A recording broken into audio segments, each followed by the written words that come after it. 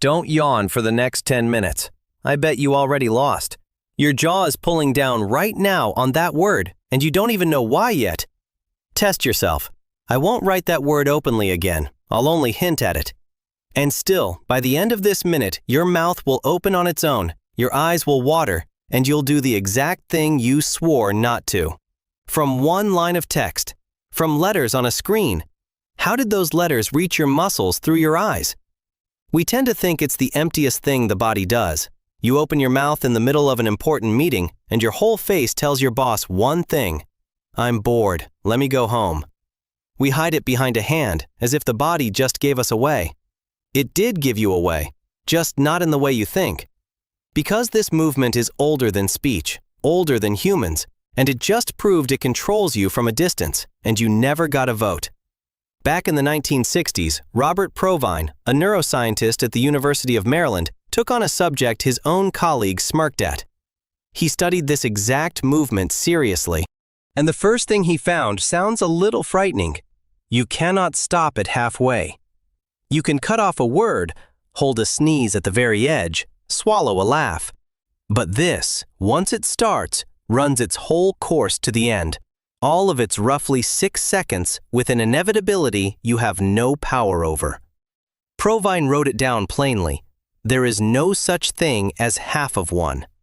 Sit with that for a second. What else does your body do that you can't step in and stop? The strangeness only grew. Provine found that a human starts doing this long before birth. A fetus opens its mouth this way in the womb as early as the 11th week, months before its first breath. Newborns do it. Dogs and cats do it.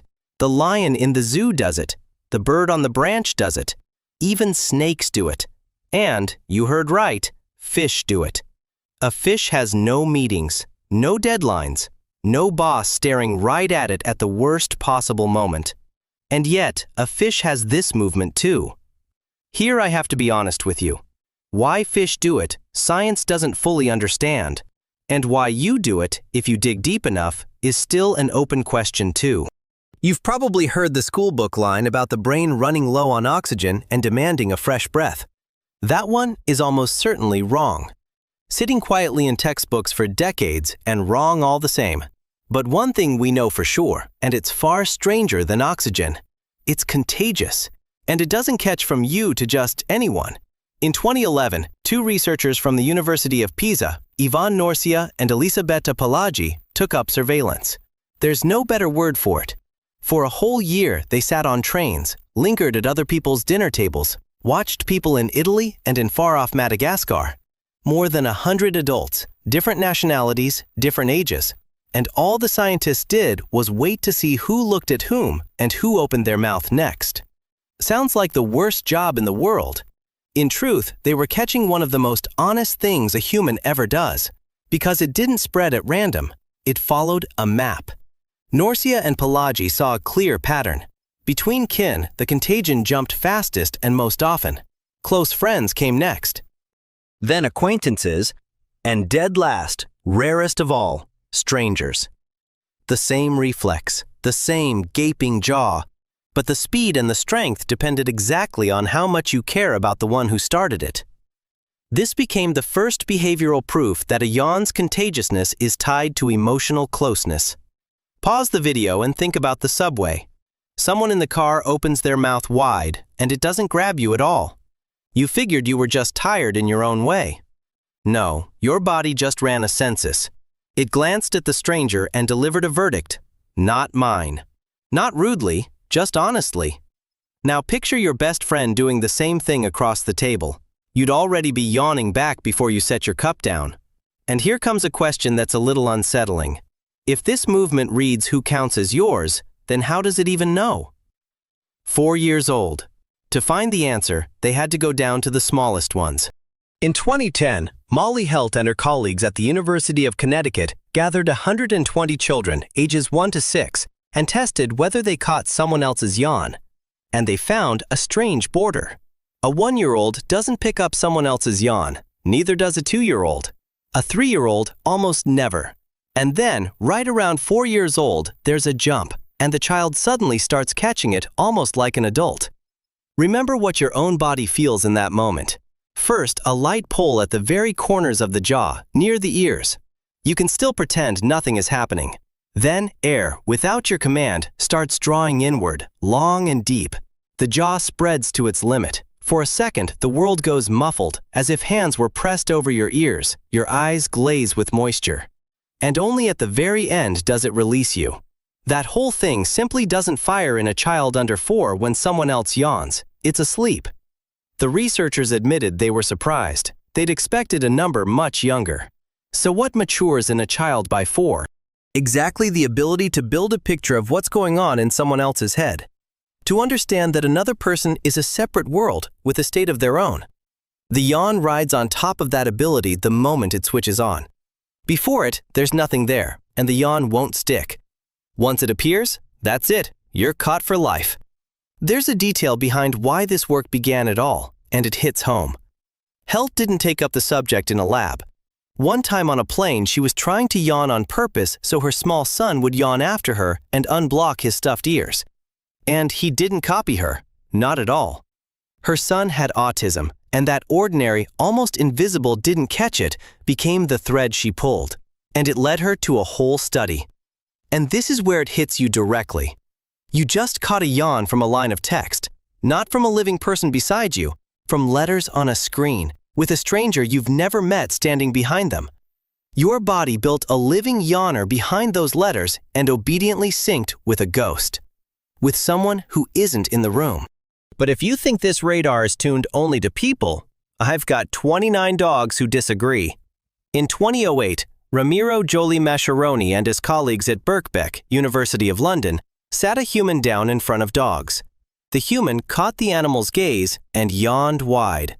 Out of 29 dogs, 21 yawned back, 72%. And in the control part, the same human simply opened and closed their mouth silently, like a fish. Not one dog yawned at that, not a single one. So it isn't the open mouth itself, it's the yawn specifically, this particular signal that leapt across the species line, from human to dog. Your dog, yawning right after you on the couch, isn't copying your face out of boredom. It seems to be reading you, catching your signal the same way your kin catch it across the table. By this point, a warm, cozy, almost comforting story comes together. The yawn is the ancient glue of the pack, an invisible thread running from mother to fetus, from friend to friend, from you to your dog. A small, honest sensor of closeness, wired into the body long before we learn to speak a single word. It really is a lovely story. I like it. Which is exactly why what comes next stings.